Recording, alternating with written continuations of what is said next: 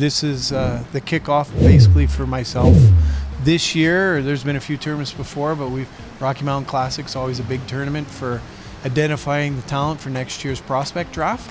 So we're here for 3-4 days getting some viewings on the top prospects for next year's draft. Yeah, it's a lot to gather together and begin to execute year after year that process. Take me into that journey when you look at the calendar and go, okay, here we are, another year of scouting and rock and roll. So how it starts for me as a general manager, I spent a lot of time in training camp, really close to my team. The first 20 games of the WHL season, I'm very close to my team, just to know exactly who we are, where we're weak. We've seen our prospects at training camp, and then before Christmas, I can get to a few tournaments to get some eyes on the future, but I'm predominantly with my first team until the trade deadline. And then you'll see more general managers come springtime after the trade deadline start to prepare for the prospects draft. But there are no secrets. These are the players. We know where they're at. You have to put in the work, and it's part of the journey. And this is exciting. I'm really excited this year because I've only been here for a couple of days, but there's some really high-end talent. Yeah, and you've had some high-end players that are on your roster right now that have been in this event over the years. You know, look at Cameron Schmidt, Ryan Lynn. Why don't we start there? And how have you seen them progress from where they were elite players in this event over the years? Yeah, they're dominant players for us with the Vancouver Giants, and you see that. The great players at 14 are now great players at 18. We had Cameron Schmidt was drafted by Dallas Stars. Ryan Lynn, he's going to be at the CHL top prospects here in a couple of weeks. So, like I said, this is where it starts. The world of hockey has changed. It's no secret over the last year for sure. How do you as a general manager navigate that ever-changing landscape when it comes to roster construction, how you scout players and all that together? For me, it hasn't changed a lot. I think the WHL is still a premier destination for kids to develop and to go to the NHL. And especially, there's a lot of options for players now.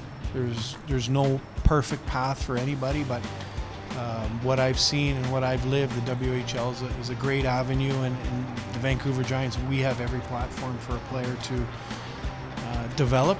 And not only saying that, you're seeing that, like the players we just mentioned, the Ryan Lynns, the Cameron Schmidts, it's a proven product. And the Vancouver Giants, for 25 years in the WHL, it's a proven product. So I don't like to speak about the other programs. There are a lot of options, but we're pretty confident knowing that what we do in Vancouver has been proven and will continue to be there for the future. Nat, since you played World Juniors, the NHL, the great career you had, the Spengler Cups, all that, how is the skill development and how you select those elite players and evaluate them in events like this, how does that change?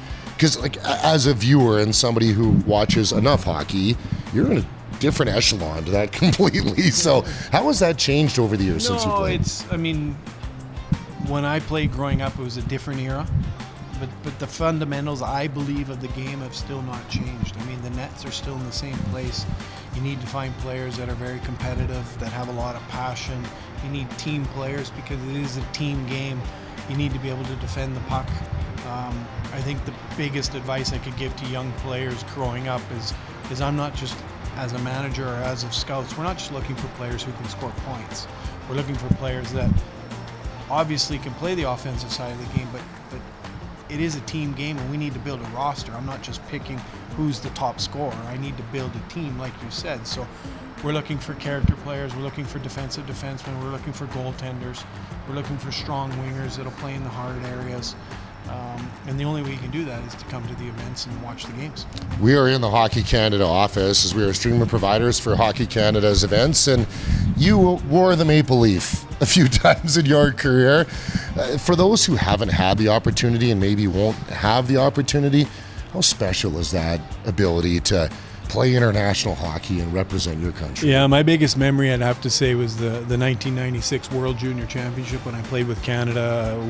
We played in Boston and we won the gold medal, and to do that probably at the highest level, junior hockey at World Juniors, is something that can never be taken away from you. And I mean, representing Canada and winning a World Junior is definitely a highlight of my career.